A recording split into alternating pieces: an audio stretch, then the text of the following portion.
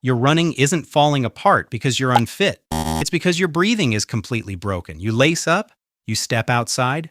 The first 2 minutes feel fine. Legs are moving. You're telling yourself today's the day.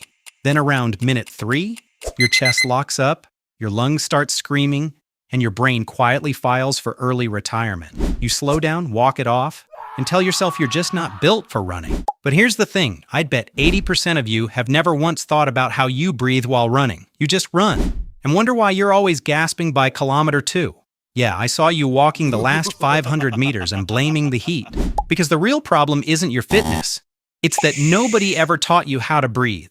And once you fix that, same legs, same lungs, same route, you'll feel like a completely different runner.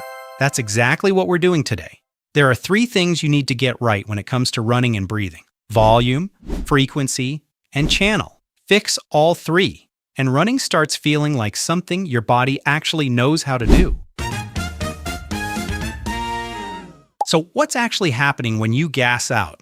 When you run, your muscles demand a massive spike in oxygen. Legs, core, arms, everything's firing at once, burning fuel and pumping out carbon dioxide. Your lungs need to keep up, and when they fall behind, your body panics and defaults to short, rapid, shallow gasps. Here's the problem with that. Shallow breathing only fills the top of your lungs. The bottom portion, where most of the real gas exchange happens, barely gets touched. You're essentially running a car on a quarter tank and wondering why you keep stalling. And it's not about lung capacity. It's about how you're using what you already have. The good news? This is a technique problem, and technique problems have technique solutions. 3 of them to be exact. The first thing to fix is volume, how much air you actually move with each breath. Most runners breathe with their chest. You've probably seen it, shoulders rising, chest puffing up, the whole upper body working overtime. Looks like effort, feels like effort, but it's actually the least efficient way to breathe. The muscle that's supposed to be doing this job is your diaphragm, a dome-shaped muscle sitting right below your lungs. When it contracts properly, it pulls downward and creates space for your lungs to fully expand. Your stomach pushes out, your lungs fill from the bottom up. One breath like this delivers more oxygen than 2 or 3 shallow chest breaths.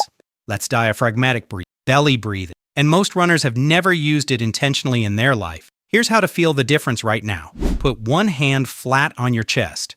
Put the other hand on your stomach, just below your belly button. Take a breath. If your chest hand rises first, you're a chest breather.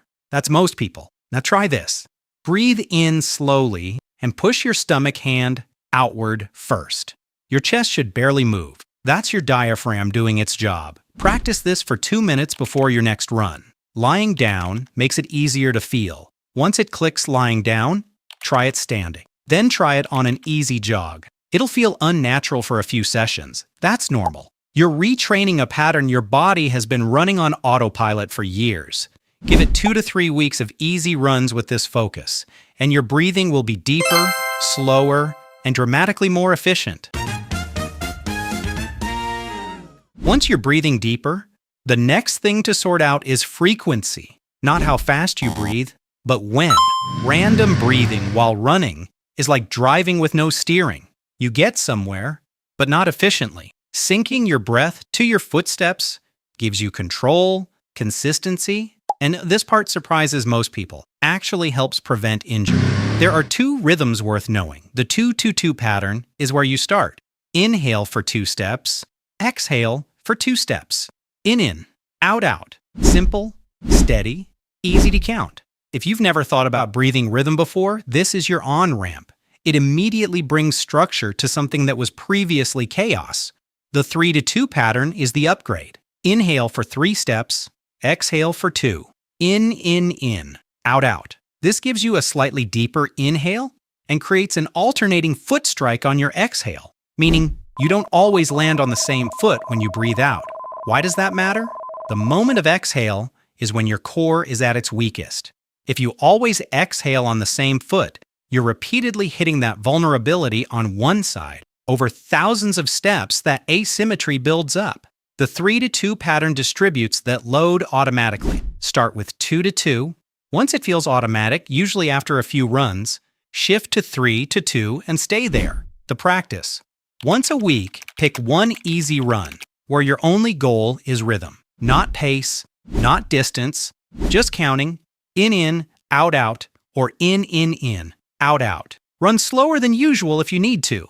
That one dedicated session will lock the pattern in faster than trying to think about it across every run. This might be the most debated question in running, and the answer is less complicated than people make it. Nose breathing warms and filters the air before it hits your lungs. It also activates nitric oxide production, which helps dilate blood vessels and improves oxygen delivery. For easy runs, low effort, conversational pace, nasal breathing is genuinely the better option. It keeps your heart rate lower, your breathing more controlled, and it reinforces the diaphragm habit you're building. A simple test: if you can speak a short sentence without gasping mid-run, breathe through your nose. That's your aerobic zone. Stay there. Mouth breathing is for when your body needs maximum air volume fast. Hard efforts, tempo runs, that final push at the end where you're giving everything you have. Trying to stay nasal when you're in the red zone is like trying to fill a bucket through a straw. At that point, open your mouth and let it happen. So the real answer is nose when you can, mouth when you must. And on moderate efforts, that middle ground most of your runs will live in, the best approach is both. Inhale through nose and mouth together. Exhale through your mouth. More air in, carbon dioxide efficiently out. Most experienced runners settle into this naturally. Now, you don't have to wait years to figure it out. So let's bring it all together. Volume. Breathe from your diaphragm, not your chest. Practice the 2-hand check before your next run. Push your stomach out first, and make belly breathing your default. Frequency. Pick a rhythm and stick to it. Start with 2 to 2, move to 3 to 2, and dedicate one run per week to doing nothing but counting steps. Channel. Nose on easy days, mouth when the effort demands it, both combined in the middle. These aren't complicated fixes. None of them require new gear, a fancy training plan, or running more than you already are. They just require paying attention to something you've been ignoring. I'll make you a promise. Give this 3 months of consistent focus, and you'll be running distances that would have destroyed you before. Not because your lungs suddenly got bigger, because you finally learned how to use them. Same runner, completely different result. Before you go, one question: what's the hardest part of running for you right now? Is it the breathing, the pace, or just getting yourself out the door? Drop it in the comments. I read all of them, and your answer might literally become the next video. Now go run, and this time, breathe.